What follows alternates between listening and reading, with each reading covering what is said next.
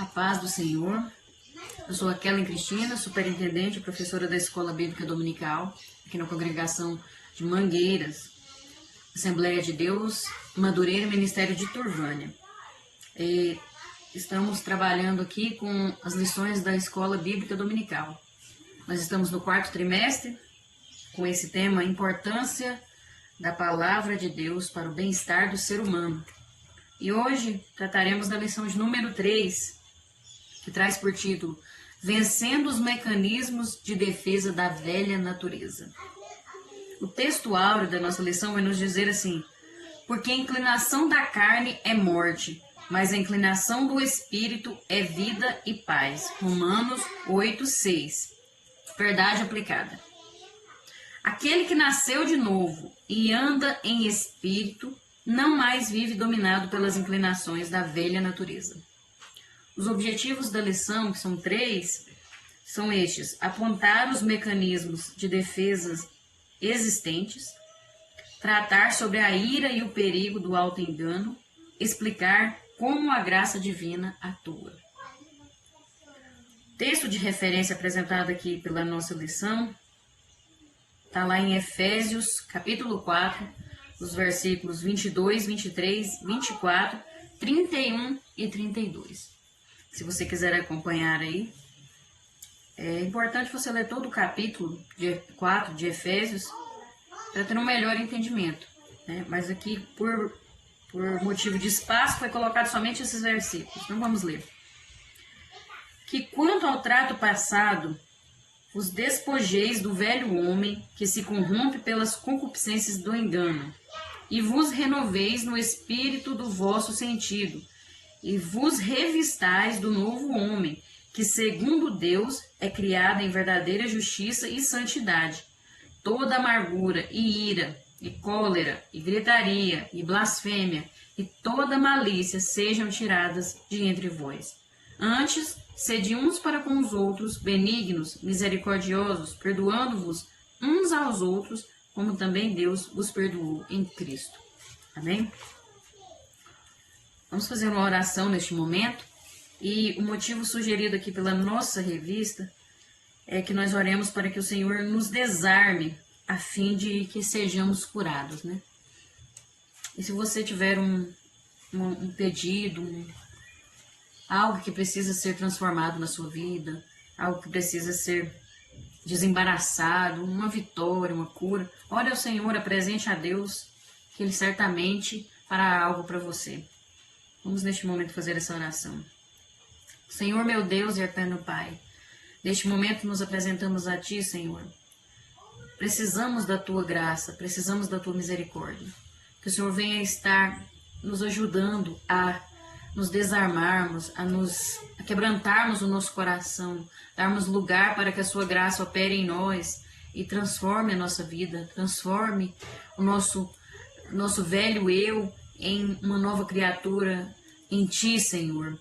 Um novo nascimento para nossas vidas verdadeiro, que cure as nossas feridas, que nos liberte de toda amargura, de toda malícia, de tudo aquilo que não provém de Ti.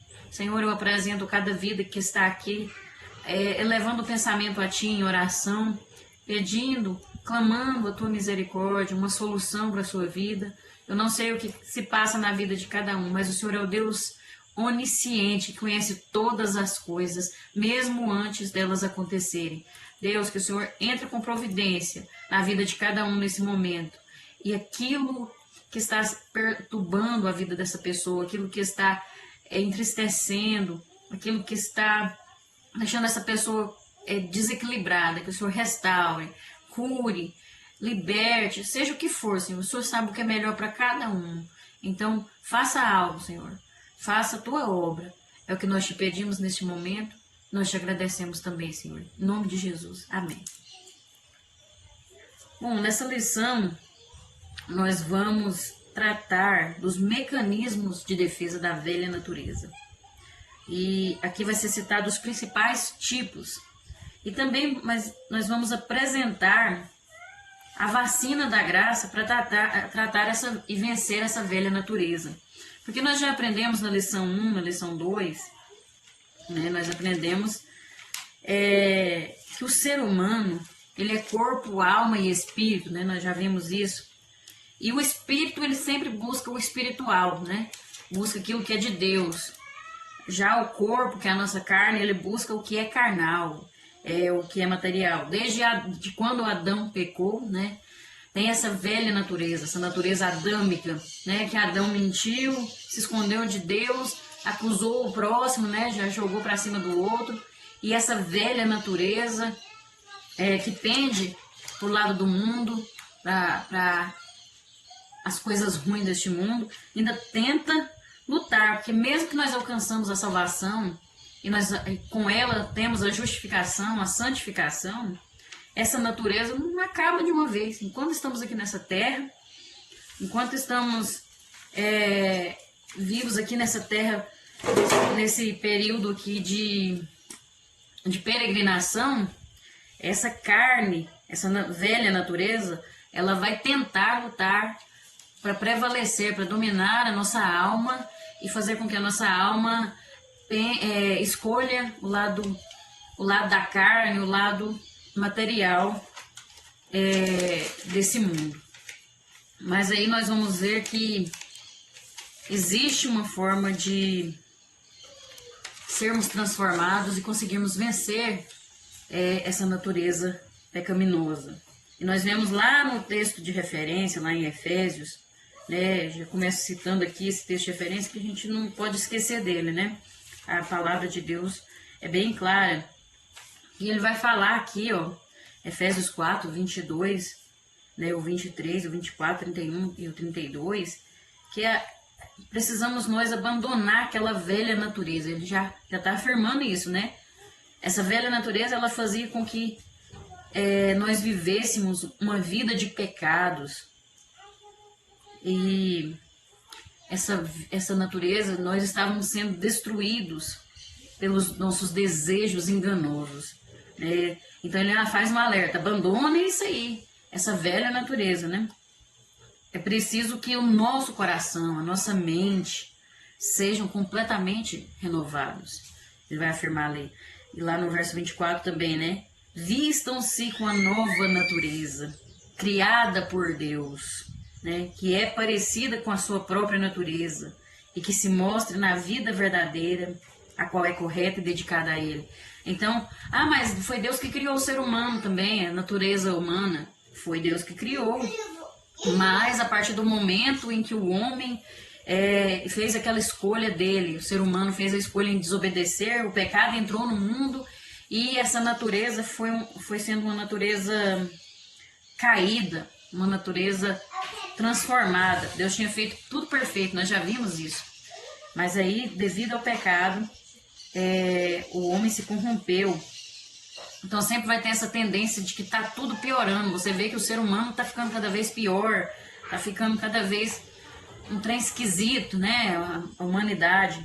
E aí ele vai falar aqui, ó, Paulo fala aos Efésios aqui: abandonem toda amargura, todo ódio, toda raiva, nada de gritarias, nada de insultos, nada de maldades. Ele fala, pelo contrário, nós temos que ser bons e atenciosos uns para com os outros. Perdoar uns aos outros, nós precisamos, assim como Deus, por meio de Cristo, nos perdoou. Esse é o alerta de Paulo aqui no nosso texto de referência. Então, aqui fala um contexto de como vai ser essa lição, né? De que nós precisamos vencer a nossa velha natureza. Diz que tudo se fez novo, né?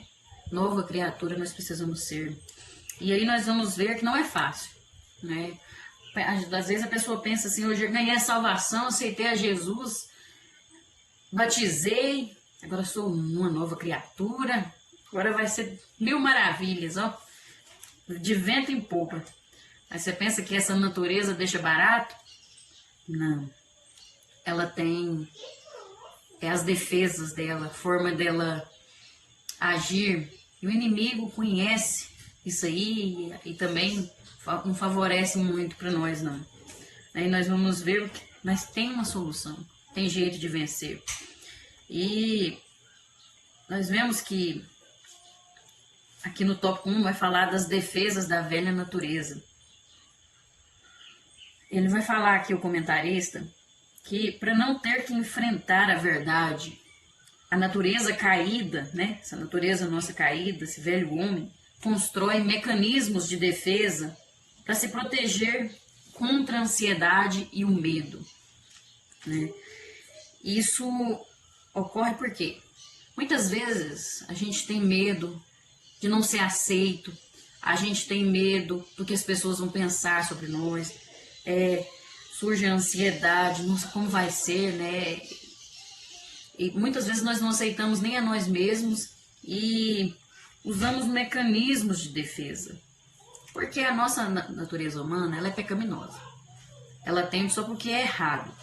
E aí os nossos erros, muitas vezes, nós queremos,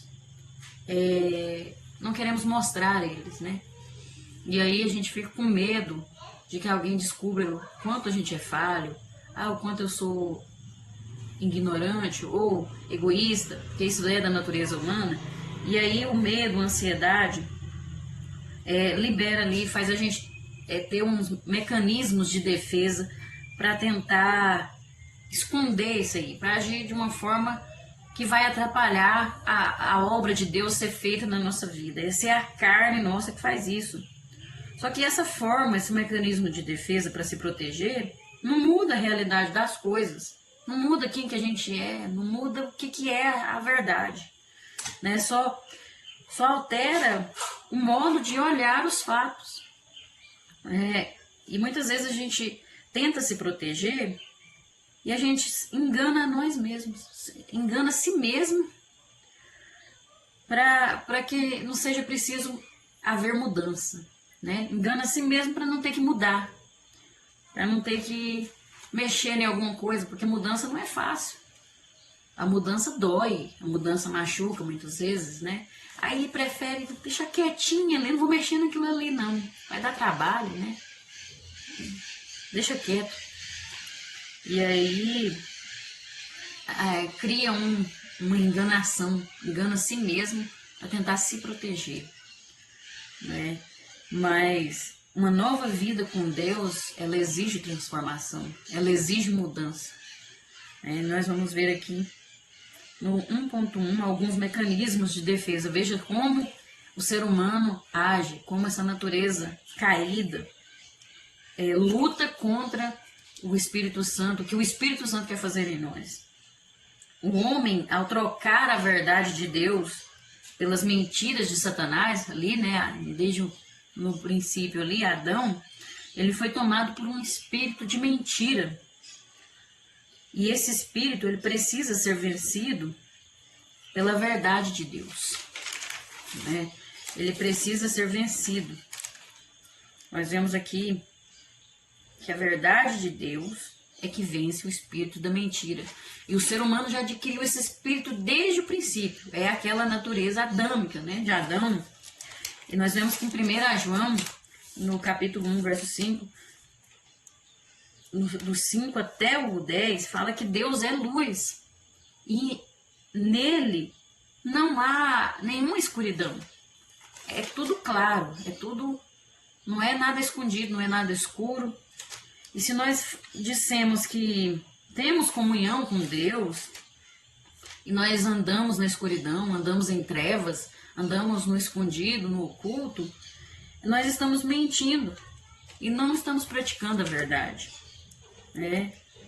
Mentimos com palavras e ações, porque nós precisamos andar de acordo com a forma que Deus anda. Deus é luz. E se nós andarmos na luz, como Deus está na luz, nós temos comunhão uns com os outros. E aí o sangue de Jesus nos purifica de todo pecado. E aí ele vai falar mais aqui, lá em João, se dizemos que não temos pecado, estamos nos enganando, e não a verdade em nós. Mas se nós confessarmos os nossos pecados a Deus, Ele vai cumprir a sua promessa e vai fazer o que é certo. Ele vai perdoar os nossos pecados, Ele vai nos limpar de toda maldade. Agora, se nós falarmos que não temos, não pequei, não tô, ó, certinha, tô andando do jeito certo, né? Eu tô certa. Se nós não admitirmos aquilo que nós temos feito de errado, nós fazemos Deus um mentiroso. E a sua mensagem não está em nós. Esse versículo 10 mostra, me faz entender uma coisa assim. Fazemos Deus um mentiroso quando nós dissemos que não temos cometido pecado. Veja que isso é o que nós mostramos para o mundo, né? Porque Deus jamais mente. Ele é perfeito. Ele não mente. Não há sombra de mentira, não há sombra de dúvida em Deus. Então, quando ele fala isso aqui, fazemos Deus um mentiroso, é porque as pessoas lá do mundo olham para nós que estamos na igreja, falamos que é crente, que somos crentes, falamos que servimos a Deus, vamos aos cultos, cantamos hinos, tentamos fazer a obra, mas as nossas ações não estão de acordo com a vontade de Deus. Aquilo que pregamos, nós não estamos vivendo. Aquilo que cantamos, não estamos vivendo. Aquilo que mencionamos de Deus, não estamos vivendo. Aí a pessoa lá do mundo olha para nós e não valoriza Deus, né? Não acredita nem em Deus, acha que Deus é um mentiroso. É isso que nós fazemos quando nós não reconhecemos o quanto nós somos pecadores, que a nossa natureza pecaminosa precisa ser restaurada. É isso que essa velha natureza faz, né? Ela tenta nos enganar, né? Nós temos que ter muito cuidado, né? Com o nosso exemplo para o nosso próximo.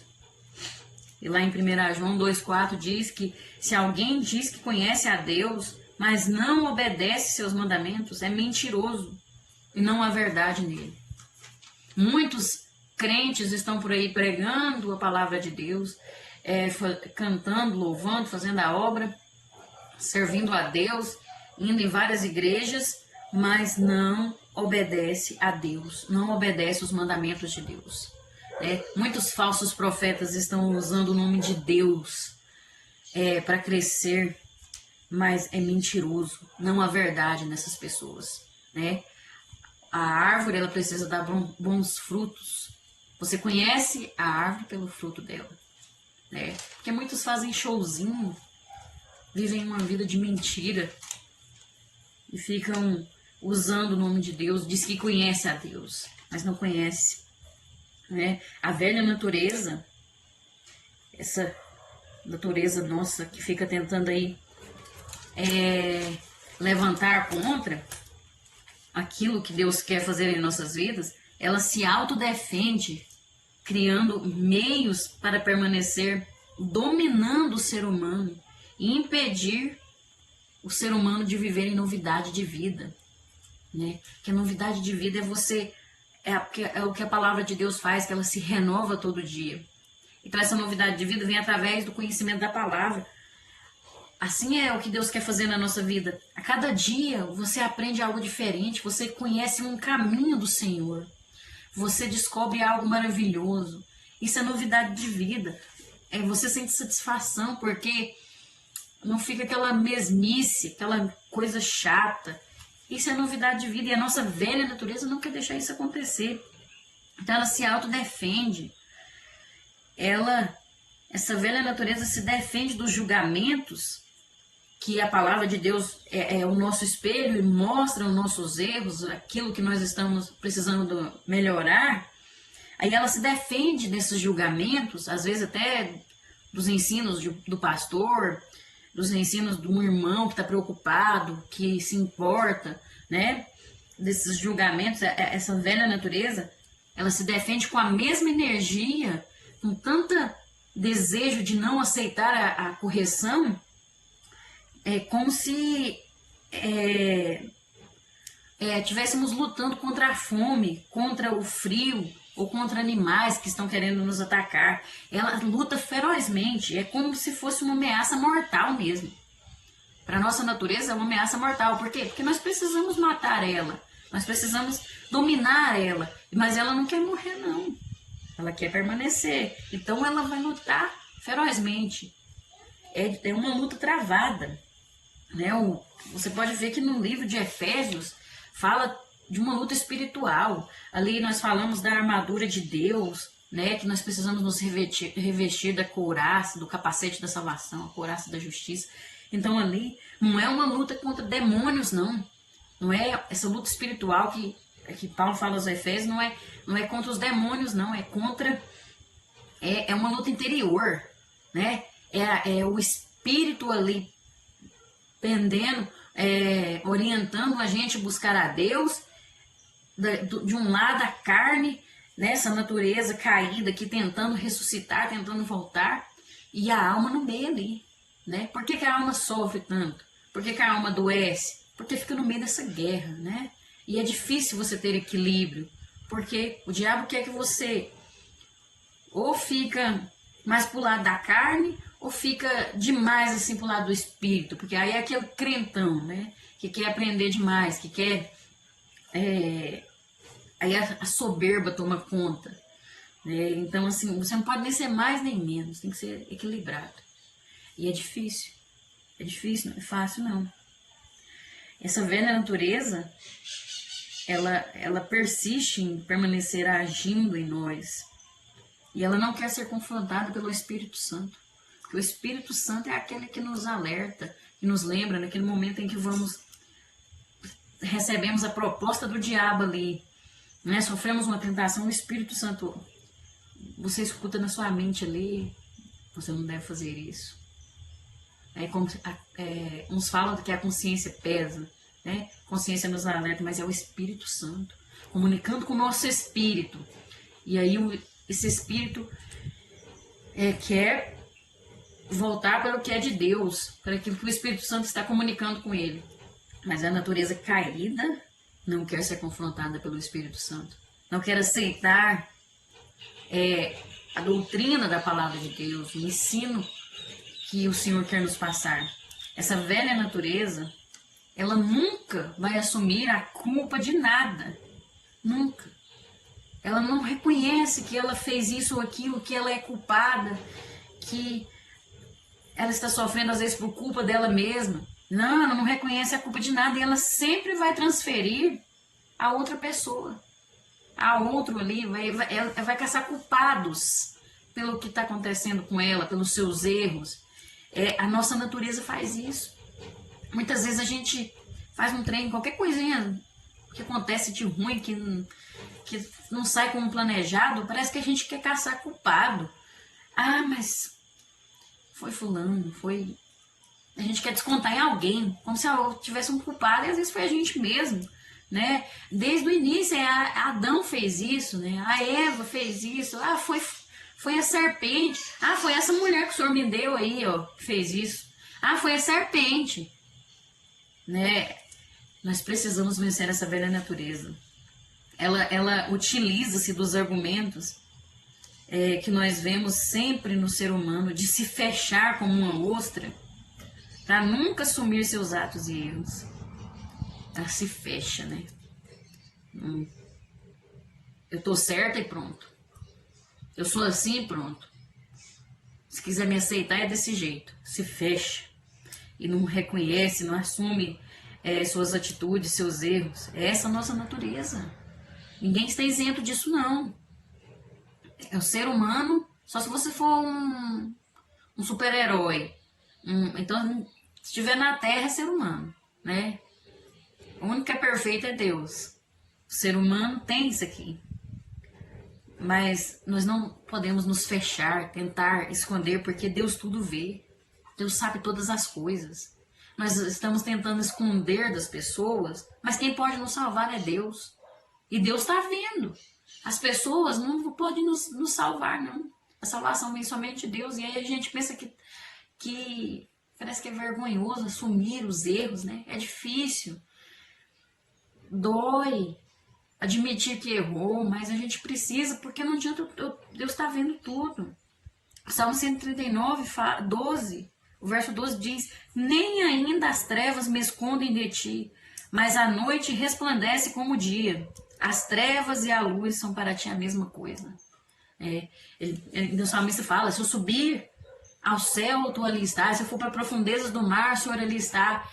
Onde eu for, o Senhor está. Deus conhece todas as coisas. Deus nos conhece muito mais do que nós mesmos. Deus sonda lá no mais profundo do nosso ser. Então não adianta eu querer mentir para mim mesmo, esconder, não admitir, sendo que Deus está vendo, Deus sabe. Não adianta. Nós sempre vamos ser confrontados pela palavra de Deus. E isso é para o nosso bem, é para nós vencermos essa velha natureza, porque essa velha natureza não nos traz benefício, só traz coisa ruim, só prejuízo, nos atrapalha a ter um relacionamento com Deus, com o nosso próximo, e ainda perdemos a salvação por causa disso. E nós vamos ver no tópico 1.2 a negação e mentira, que faz parte, são as defesas, duas defesas da velha natureza, né? Nós vemos aqui que ele cita o caso de Ananias e Safira, né? Ali no livro de Atos, capítulo 5, vai contar sobre Ananias e Safira, né? Que eles negaram um fato para esconder um certo lucro. Veja, eles mentiram aos apóstolos de forma proposital e pensada na tentativa de evidenciar uma falsa generosidade. Naquela época, né, todas as pessoas que se convertiam ao Senhor, que foi o começo da igreja ali, né? E os que se convertiam sentiam no seu coração de livre, espontânea vontade doarem tudo aquilo que tinham, vendiam suas fazendas, né? E doavam para ajudar o próximo, porque tinham muitos irmãos que eram pobres, eram escravos, né? E aí doavam para a igreja para ajudar uns aos outros. Era de livre, espontânea vontade, ninguém pedia nada. Não era uma coisa que pedia para eles fazerem. Eles sentiam no coração e faziam aquilo. Pronto. E aí Ananias e Safira tinham vendido um terreno ali, e aí eles venderam por um valor, e aí foram e chegaram lá e doaram, combinaram de doar aquele valor, o que eles venderam, chegaram lá e combinaram de falar que iam doar tudo aquilo que eles tinham recebido, tudo aquilo daquele terreno. Mas o combinado deles era só falar que ia doar tudo, mas eles não iam doar tudo. Eles iam doar um pouco para ficar com uma parte, né? E então eles mentiram para fingir assim, nossa, eu tô doando muita coisa para a igreja, né? Para ajudar, mas não precisava deles doar tudo. Bastava eles doar o que pudessem, sentisse no coração. Mas não, tem que aparecer, né? Tem que chamar atenção, tem que ser os bonzão, né? Tem muita gente que tá vivendo dessa forma, né? Faz as coisas só para aparecer pro homem. Mas Deus tá vendo. Deus conhece a intenção do coração. Então eles mentiram pros apóstolos, mas só que eles esqueceram que de Deus ninguém se escarnece, a Deus ninguém engana. E Deus sabia da mentira. E aí, se você lê toda aquela história, Pedro fala para eles, não mentiste aos homens, mas mentistes a Deus. E os dois, Deus mesmo mata os dois, né? O castigo vem é de Deus mesmo. E eles são mortos ali.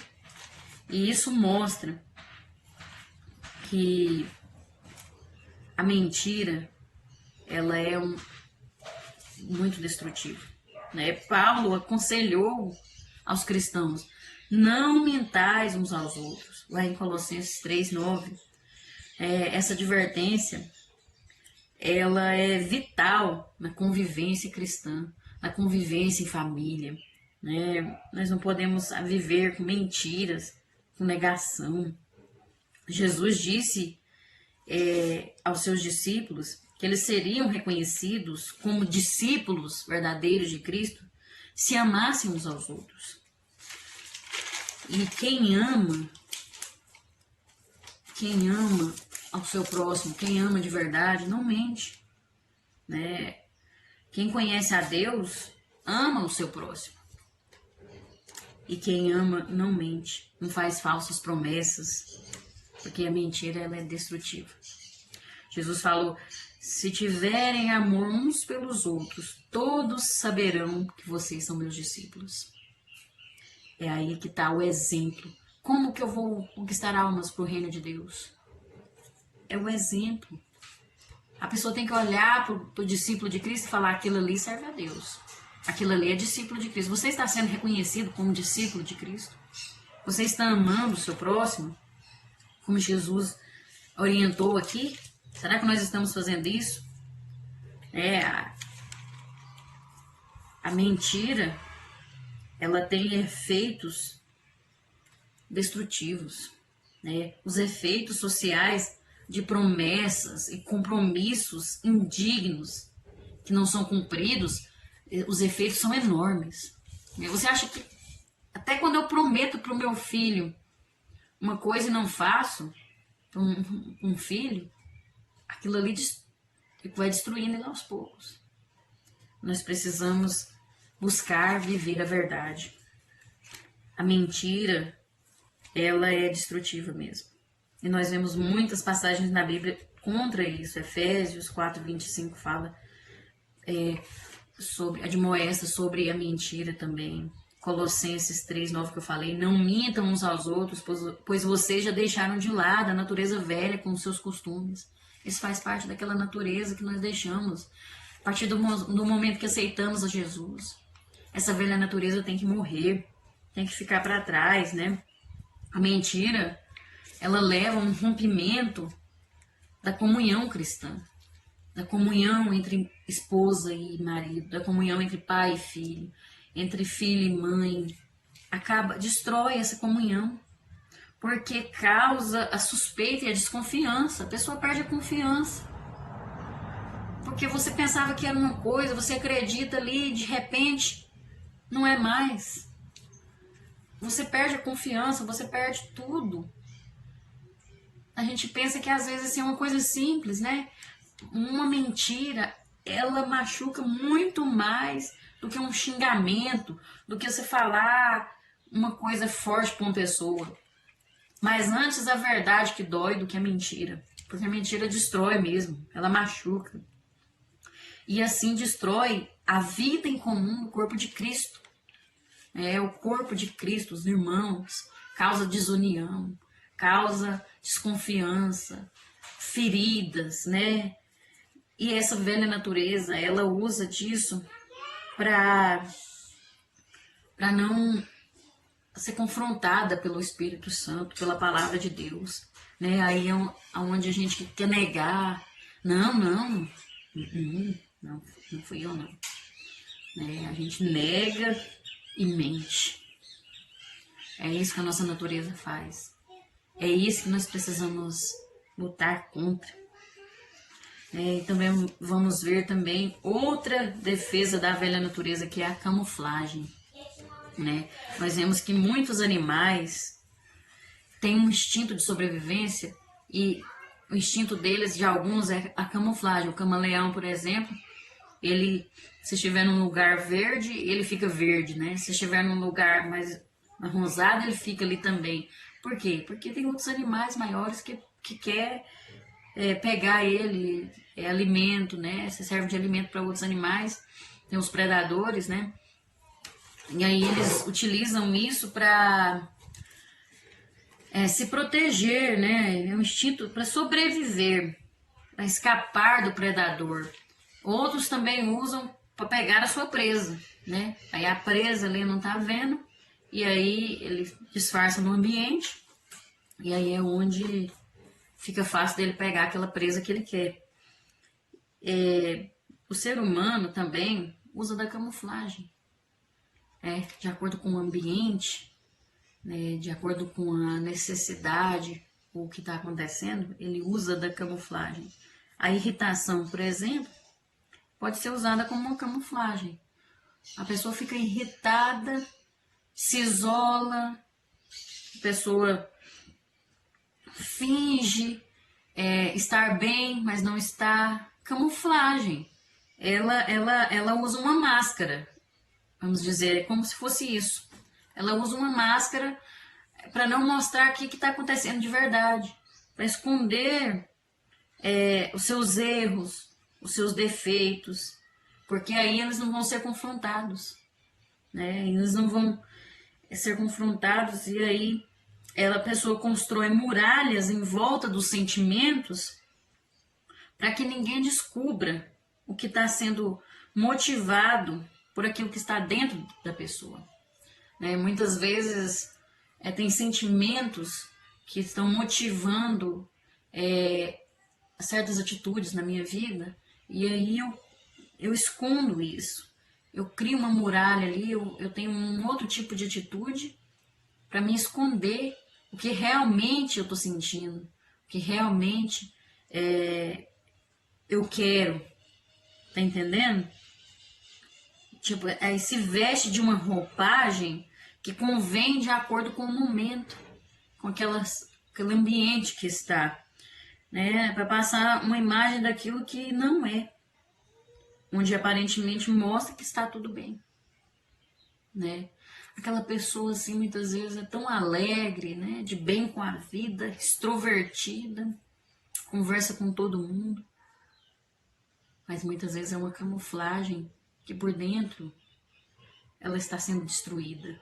Por dentro é uma pessoa amargurada, né? Mas as pessoas não podem saber. Porque senão vão querer descobrir o porquê que eu estou amargurada, o porquê que eu vivo dessa forma.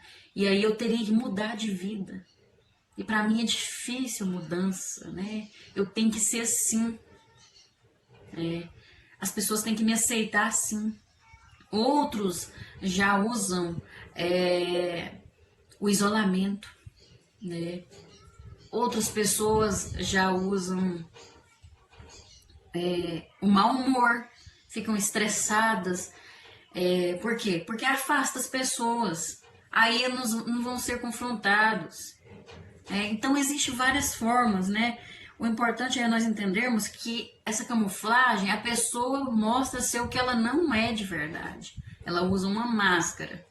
E aí, ela acaba prejudicando a si mesma, porque muitas vezes essas pessoas estão precisando de ajuda. Precisam da ajuda do Senhor, precisam do Espírito Santo, precisam ser confrontadas para ter mudança. Porque se nós ficássemos por nossa conta, nós não poderíamos fazer o que é o certo, nós não conseguiríamos ser bons e praticarmos o bem. Na verdade, se ficássemos por nossa conta própria,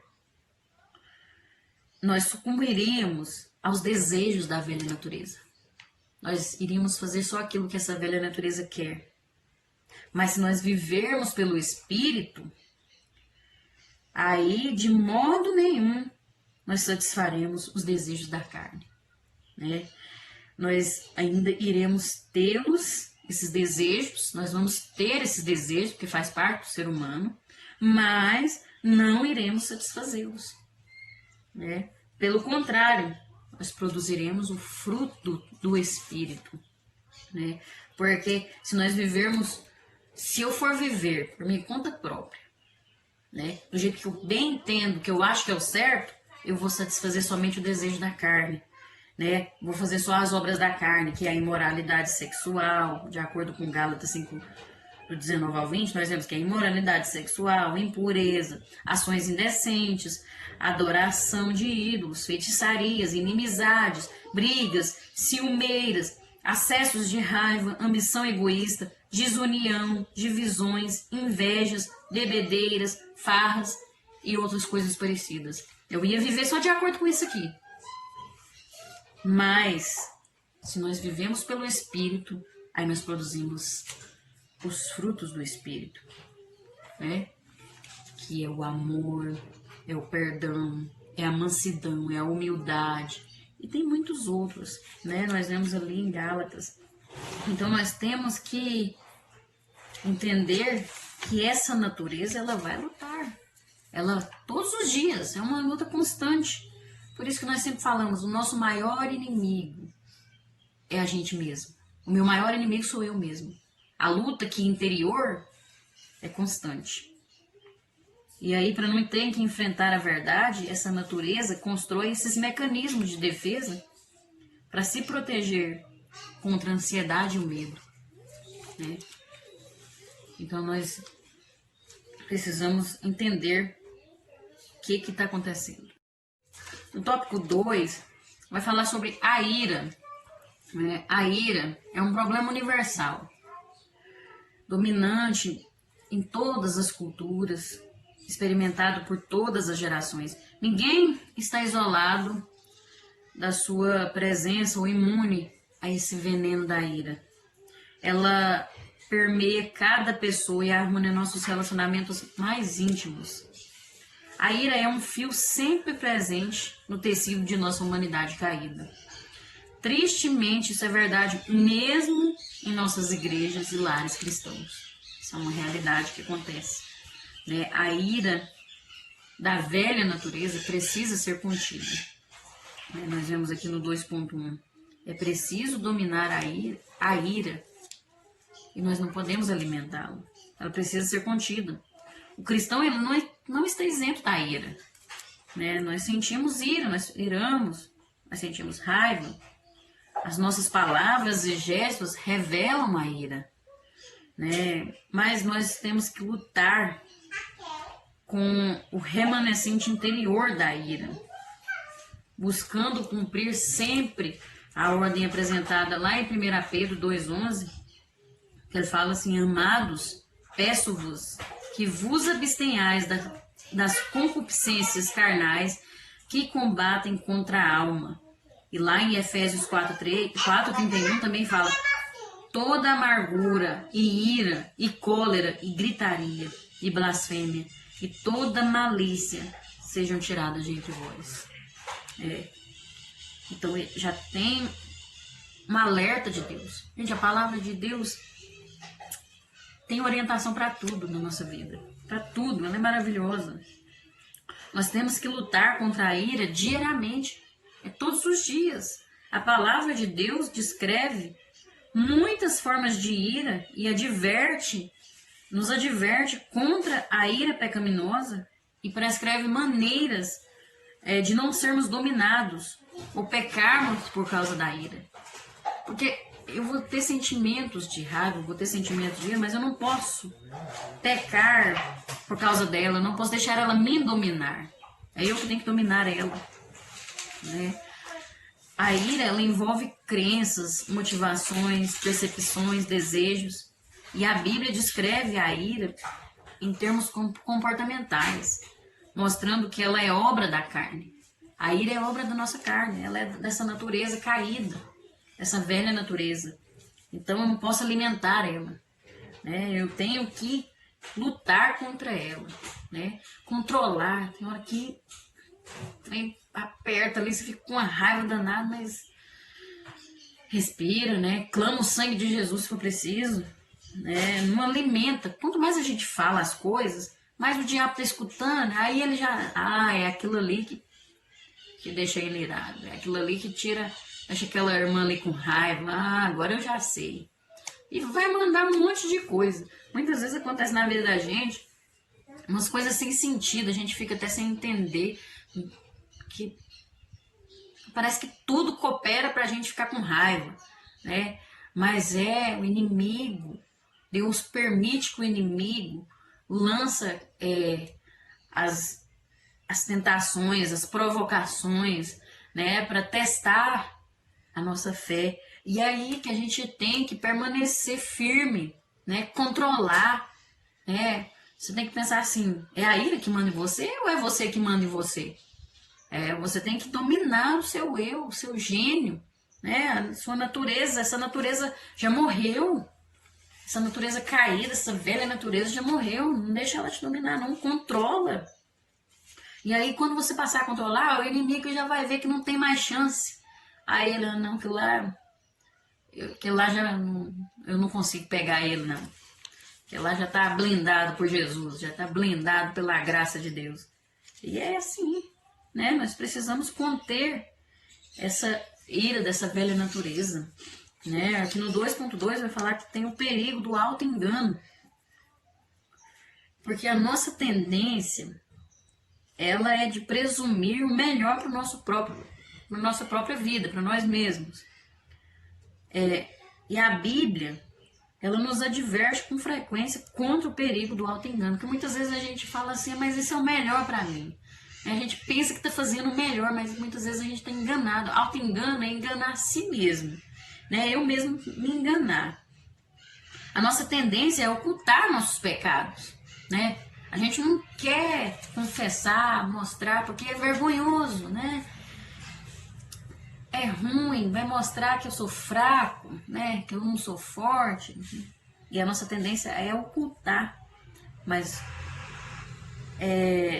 aí a gente quer sempre dar assim, um jeitinho, uma mão de cal espiritual, né? Não, eu vou fazer assim, vai dar certo. E não precisa de eu contar nada, não, né? Eu vou fazer uns 7 dias ali de oração. Eu mesmo resolvo, né? Eu conto para Deus. Mas tem coisa que a gente tem que confessar também na igreja, pro pastor, né? E tem que arrepender de verdade, né? Nós pintamos a nossa ira como algo puro, mas a palavra de Deus, ela é bem realista. Lá em Jeremias 17:9 diz assim: enganoso é o coração, mais do que todas as coisas, e perverso. Quem o conhecerá? Nosso coração é enganoso. E muitas vezes nós pensamos assim, queremos justificar as nossas atitudes. Muitas vezes a nossa ira, né? A nossa ira, a gente quer... mas foi assim, né? Foi por causa daquilo, né? Mas eu acho que é porque eu tenho que fazer a justiça, né? Às vezes a gente acha que tá sendo justo, que eu tenho que fazer justiça, mas aquele irmão me ofendeu. Nosso coração é enganoso. Temos que ter cuidado. Muitas vezes temos que vigiar com aquilo que nós sentimos no coração. Deus tocou no meu coração, eu senti isso. E eu acho que tá certo, né? Porque Deus fala no nosso coração, mas cuidado, o coração é enganoso. A palavra de Deus diz lá em Efésios 4:22, quanto ao trato passado, vos despojeis do velho homem que se corrompe pelas concupiscências do engano. Cuidado com o engano. Nós temos que ter cuidado. Esse versículo nos faz o alerta sobre esse negócio de considerar justiça, a justiça da nossa ira. Eu tô irado, eu vou fazer justiça. Cuidado. Olha o engano, olha o auto-engano. Precisamos abordar essa questão com uma consciência bem aguda desse perigo. Com consciência, com certeza, dentro da palavra de Deus, né? Muitas vezes a gente pensa que está fazendo o que é certo e não é o certo. Mas eu tenho que fazer justiça. Não.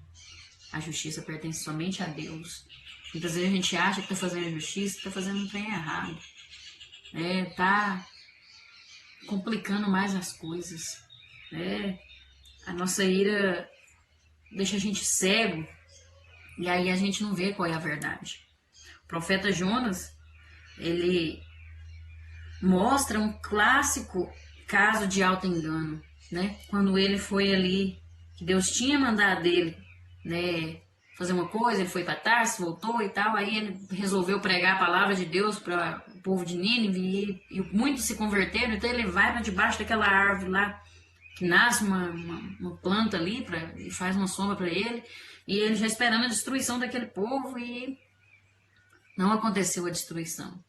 E ele fica profundamente descontente e enfurecido. Isso sem nenhuma justificativa para essa atitude dele. Não tinha justificativa. Ele ficou enfurecido, ele pediu a morte. Me mata então, Deus. Que ele queria que o povo morresse. Porque ele pregou que se o povo não convertesse, o povo ia morrer. Então ele estava esperando o povo morrer. E ele ficou com raiva, né? Enfurecido. Jonas não tinha argumentos que justificassem sua ira. Muitas vezes nós não temos argumento para nossa ira. Mas nós queremos que a justiça seja feita. Ah, porque eu fui confrontada, eu sou uma vítima da sociedade, eu tenho que ter justiça para mim. Mas precisamos ter cuidado com o auto-engano, né? Precisamos ter cuidado com o que a ira pode causar, porque a ira, ela é destruidora, ela é devastadora. A ira, ela traz muitos outros malefícios para a nossa vida. Temos que ter cuidado, ter cuidado em confiar no nosso coração.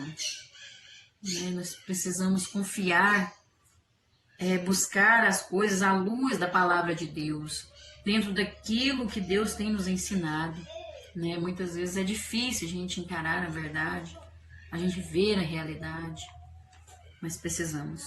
E no 2.3 nós vamos ver que precisamos considerar a causa da ira. Aqui, o apóstolo lida com a ira pecaminosa em Tiago 4, do 1 ao 2, que ele fala assim: de onde que vêm as lutas e as brigas entre vocês? Elas vêm, e faz a pergunta, de onde é que vêm essas lutas, essas brigas? Aí ele mesmo dá a resposta: elas vêm dos maus desejos que estão sempre lutando dentro de vocês. Vocês querem muitas coisas, mas como não podem tê-las, estão prontos até para matar, a fim de consegui-las. Vocês as desejam ardentemente, mas como não conseguem possuí-las, brigam e lutam. Não conseguem o que querem porque não pedem a Deus. E quando pedem, não recebem, porque os seus motivos são maus.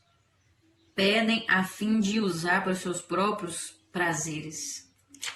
Veja só, muitas vezes, de onde vem sentimentos de ira,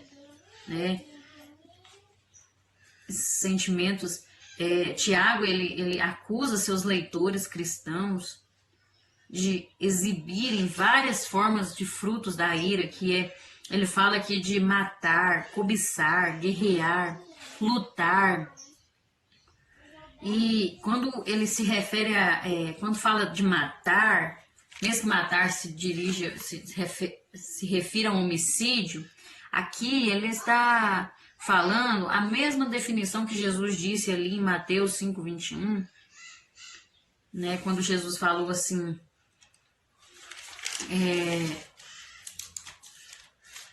quando ele falou assim lá no versículo 22 do capítulo 5, mas eu lhes digo que qualquer um que ficar com raiva do seu irmão será julgado. Quem disser a seu irmão, você não vale nada, será julgado pelo tribunal. E quem chamar o seu irmão de idiota estará com o perigo de ir para o fogo do inferno. O que ele quis dizer aqui, esse matar aqui que Tiago fala, é o mesmo matar que Jesus está citando. Não é você ir lá e enfiar uma faca numa pessoa, tirar... Não, mas é você sentir ódio pela pessoa.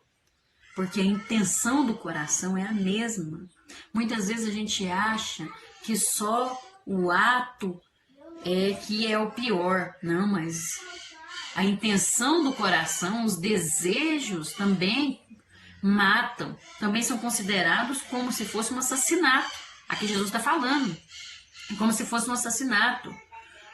A ira é o equivalente moral do assassinato. Muitas vezes a gente pensa assim, não fiz nada, aquele irmão tá lá, eu aqui, mas lá dentro a pessoa tá queimando o ódio, o desejo de ver aquela pessoa até morta, às vezes comemora uma coisa ruim que acontece na vida da pessoa, até comemora, e aí pensa, não, mas eu não cometi nenhum pecado, não consumei nenhum pecado, não, mas aqui Jesus está fazendo um alerta, vai para o inferno, Tem que ter cuidado com esse tipo de ira. É a ira que causa esse tipo de sentimento. Tem que ter cuidado, Tem que vigiar, lutar contra, porque isso aqui não é fácil, Porque até lá em 1 João, nós vamos ver no capítulo 3, versículo 15, quem odeia seu irmão é assassino. E não tem em si a vida eterna, não tem, né? É considerado assassino. Então veja que muitos têm entrado nesse caminho aí, ó. Tem dado lugar para esses sentimentos, né? E isso vai nos impedindo de tanta vitória, de alcançarmos tantas bênçãos de Deus. Temos que ter cuidado.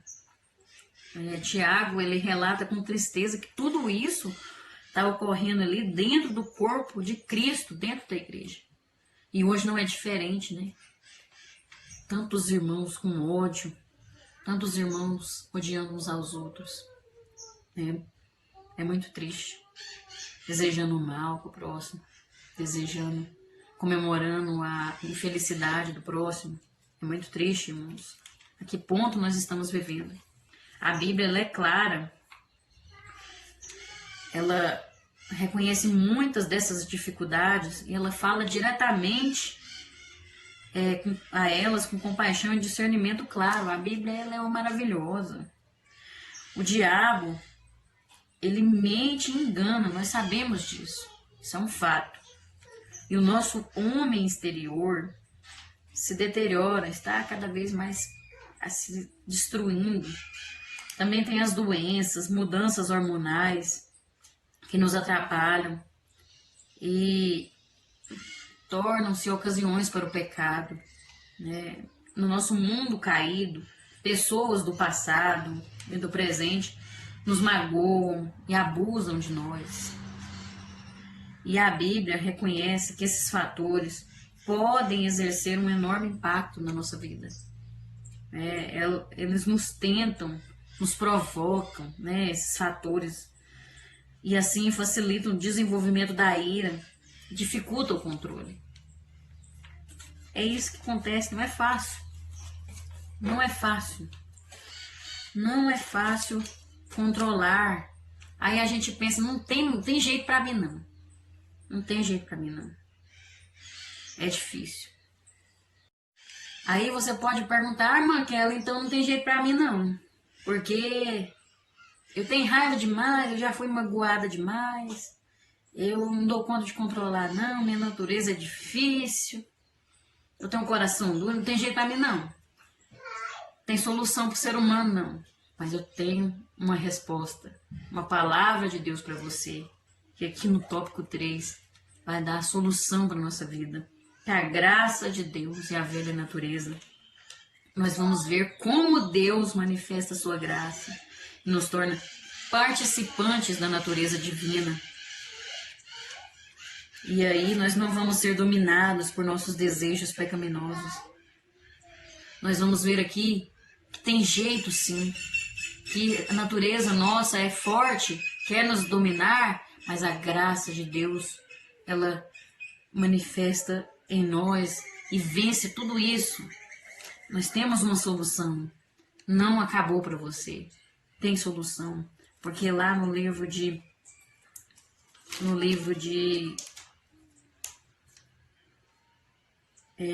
deixa eu achar aqui, irmãos.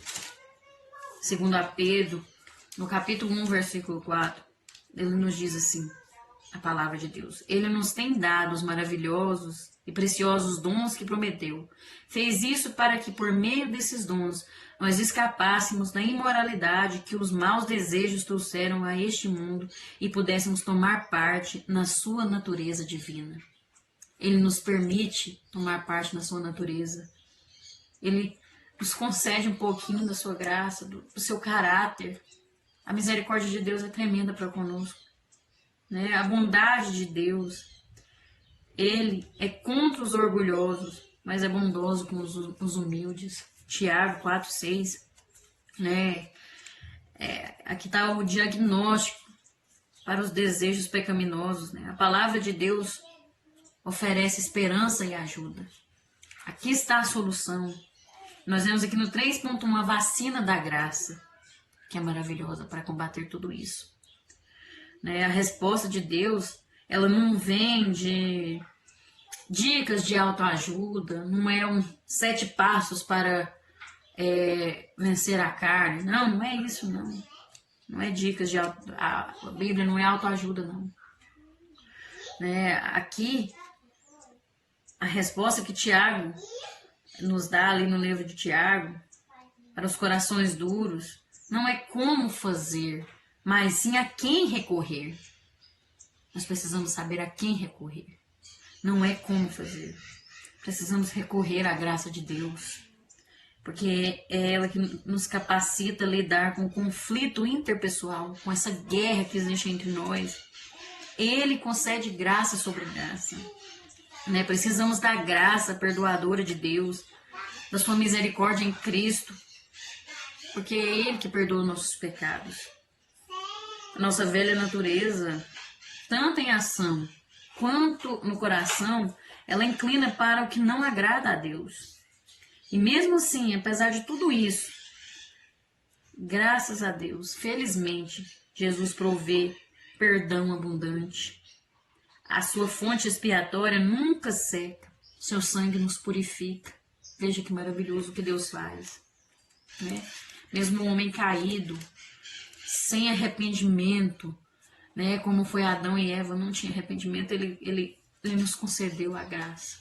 Ele preparou um meio para que pudéssemos vencer tudo isso, que é através de Jesus, né? Sacrificou seu próprio filho para nos conceder um pouquinho do seu caráter, um pouquinho da sua natureza, para que nós pudéssemos ter plenitude, pudéssemos viver bem, ter qualidade de vida, mesmo aqui nessa terra, né?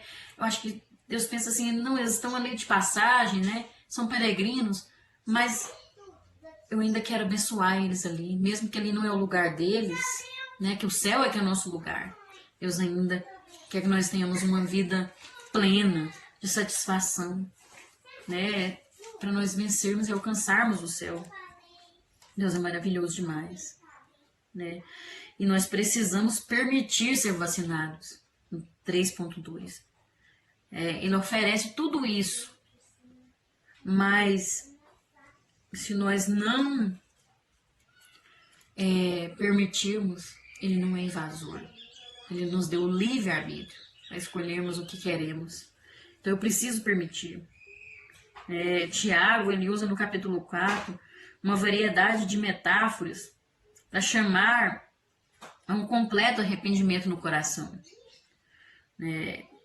Ali nos versículos 4 e 5, Deus nos chama a abandonarmos os amantes da velha natureza. Ele fala assim, adúlteros e adúlteras, não sabeis vós que a amizade do mundo é inimizade contra Deus? Portanto, qualquer que quiser ser amigo do mundo, constitui-se inimigo de Deus. Ou cuidai vós que em vão diz a Escritura, o Espírito que em nós habita tem ciúmes? Veja que Tiago, ele se refere a adúlteros e adúlteras, não pessoas que cometeram adultério nos seus casamentos, mas ele está falando daquele que é crente, daquele que serve a Deus e é amigo do mundo. É aquele crente girafa que está com a cabeça, o pé na igreja e a cabeça lá no mundo. Né? É como se fosse essa pessoa, ele não decide, ele está em cima do muro. Né? Ele quer ser crente, ele quer estar na igreja, mas ele quer aproveitar as coisas do mundo. Ele está falando desses adúlteros. É esse tipo de pessoa que ele está falando aqui. Aí ele fala, vós sabeis que a amizade do mundo é inimizade contra Deus? Vocês têm que decidir se você é amigo de Deus ou amigo do mundo. E cuidado com essas pessoas. Se afastem das pessoas que agem dessa forma, que não decidem se verdadeiramente querem servir a Deus. Querem, mas querem aproveitar as ofertas que o mundo oferece. Cuidado com esse tipo de pessoa. Né? Se afastem dessas pessoas. Né? Ele está falando aqui para nós abandonarmos os amantes da velha natureza. Essas pessoas são amantes da velha natureza. Tentam servir a Deus, mas não querem abandonar os velhos costumes. Né? Temos que ter cuidado. É o adultério espiritual de não atendermos às inclinações da velha natureza. Nós não podemos atender. essas inclinações da velha natureza. Resistir ao diabo, ele fugirá de vós. Embora os falsos encantos do mundo não possam causar pecado, né? Mas eles podem moldar e estimular os nossos desejos. É aí que está o perigo, né? Às vezes você pensa, não, mas é só uma novelinha que eu estou vendo, né? É só um filminho. Mas aquilo ali vai estar alimentando o seu desejo, vai moldar o seu desejo, vai estimular o seu desejo. E aí a sua carne, a sua velha natureza está sendo alimentada. E aí ela vai ter mais força para ressuscitar, para prevalecer, né? Temos que ter cuidado com certas atitudes, né? Temos que evitar esse tipo de coisa. Tiago, ele mostra aqui que Deus nos convoca a nos arrependermos de nossos desejos dominantes, pecaminosos. E aí ele mostra aqui algumas ordens bem específicas que Deus dá. Ele faz menção aqui, ó, Deus resiste aos soberbos, dá porém graça aos humildes, né? Ele abençoa aqueles que são humildes, que se humilham na presença dele. Sujeitai-vos, pois, a Deus, resisti ao diabo e ele fugirá de vós. Chegai-vos a Deus e ele se chegará a vós. Alimpai as mãos, pecadores, e vós, de duplo ânimo, purificai os corações. Senti as vossas misérias e lamentai e chorai. Converta-se o vosso riso em pranto e o vosso gozo em tristeza. Humilhai-vos perante o Senhor e ele vos exaltará. Então eu preciso permitir que a graça de Deus me alcance, que a graça de Deus trabalhe na minha vida. Como que eu faço isso?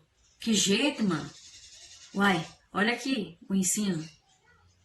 Humilhar perante Deus, né? Humilhar fala de você reconhecer o seu estado, de você não mentir, não negar, não se camuflar, se abrir para Deus, se abrir para quem precisa te ouvir. Fala de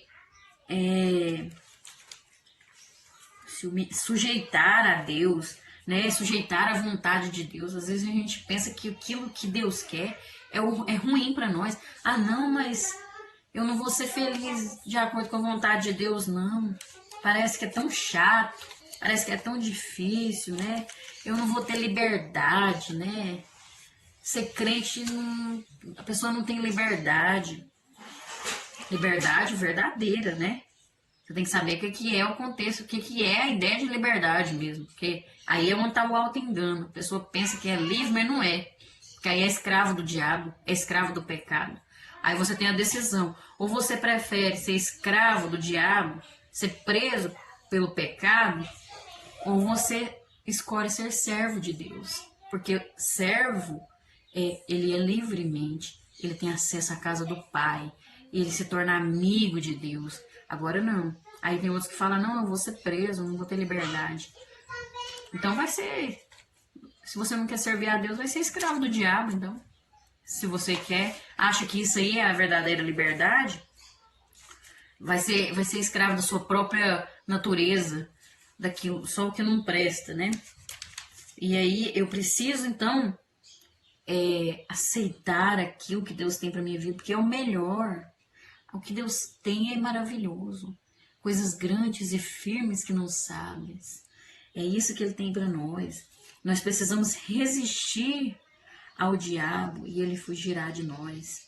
Veja aqui, ó, mais outra dica que Ele dá. Como que eu faço isso? Aquilo que eu sei que é errado, eu evito. Né? Eu tenho que... Não vou.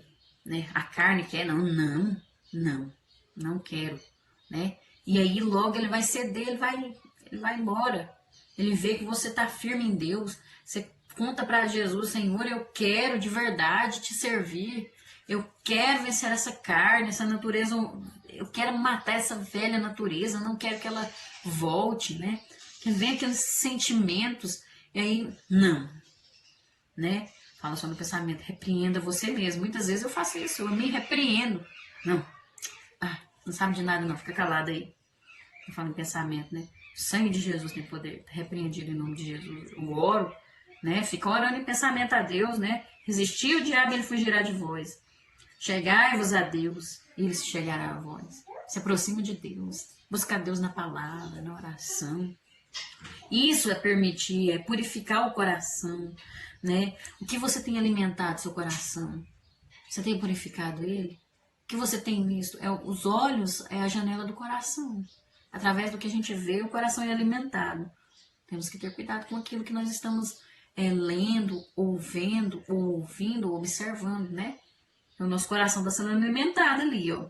Temos que ter cuidado, né? Aí fala de limpar as mãos e purificar o coração. Temos que cuidar do nosso corpo físico, né? E também do nosso interior, né? A nossa mente, o nosso coração e do nosso corpo físico. Aonde eu estou colocando a mão? Aonde eu estou andando? Né? Aonde eu estou indo? Temos que ter cuidado. O que eu estou fazendo?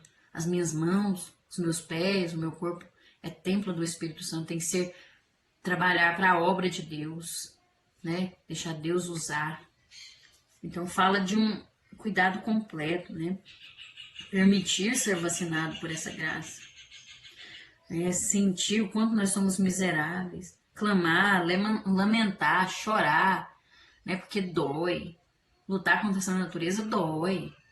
Isso não é fácil, não. Machuca. Mas a gente chora, a gente clama. A gente pede a misericórdia de Deus. Né? E assim, o nosso... muitas vezes a nossa alegria passageira, que eu converto o riso em pranto. Né? Às vezes a gente quer viver só bem, só de boa. Não quer pagar preço. Né? Nós precisamos chorar na presença de Deus, muitas vezes. Né? Senhor, eu não aceito isso na minha vida. Eu não quero ser assim, Senhor. Né? Temos que... porque muitas vezes a alegria que tem aqui depois vira tristeza. Né? Às vezes a alegria de estar cometendo um pecado é passageira. Né? Passa. E depois vem a amargura. E depois vem o amargo do fel, que é o preço do pecado. Por isso que ele fala, converta o vosso gozo em tristeza. Né? Porque aqui nós às vezes passamos tristezas, mas depois a alegria que vem, a felicidade em Cristo, ela é tremenda, não tem fim. Não é passageira igual isso que o mundo oferece, não é isso não. E humilhai-vos perante o Senhor, e Ele vos exaltará. Não é aquele que se humilha será exaltado, não os humilhados serão exaltados, não, é aquele que se humilha, né? Eu preciso me humilhar, sair do meu pedestal, né?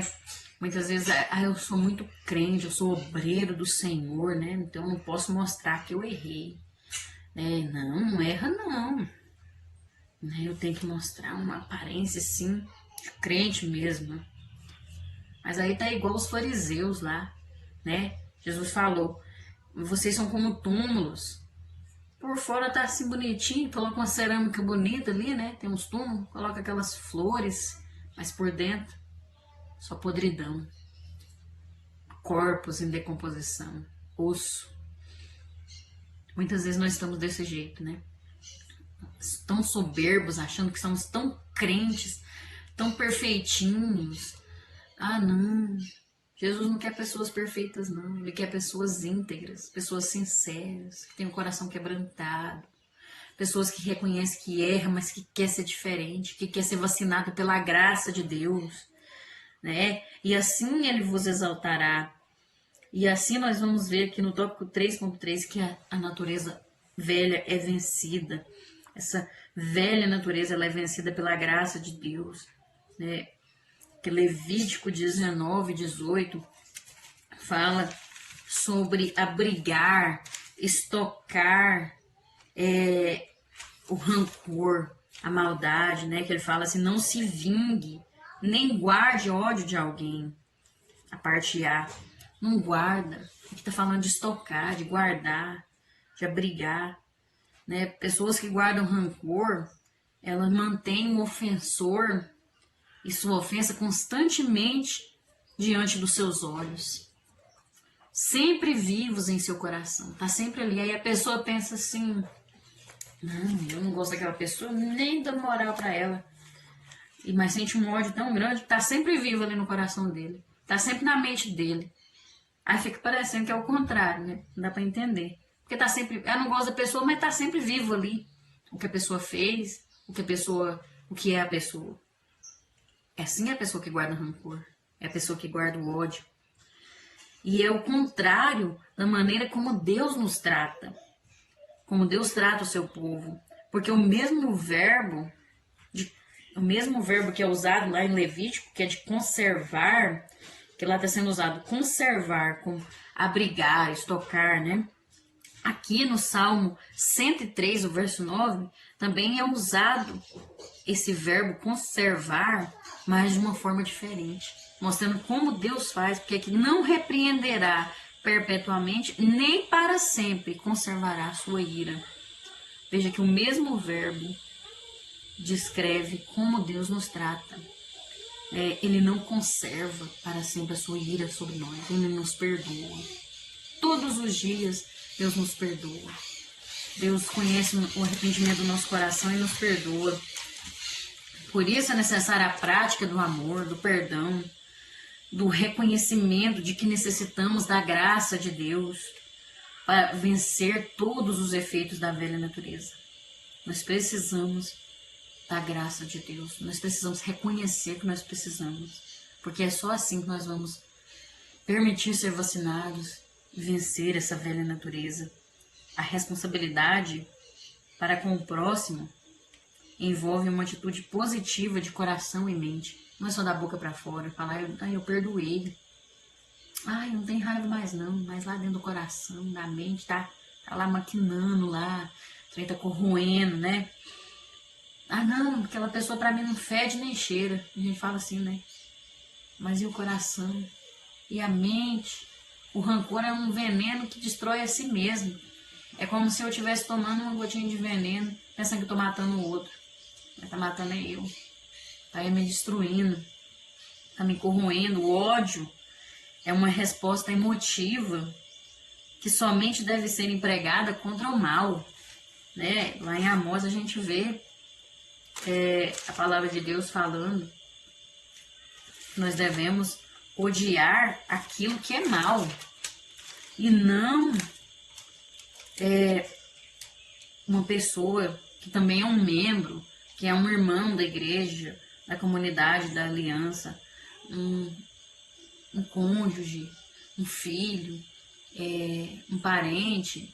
Não, nós não devemos odiar. O ódio tem que ser por mal, pelas atitudes ruins, pelo que o diabo tem feito. É isso que nós devemos odiar, repugnar as coisas más, né? Aquilo que o diabo nos oferece.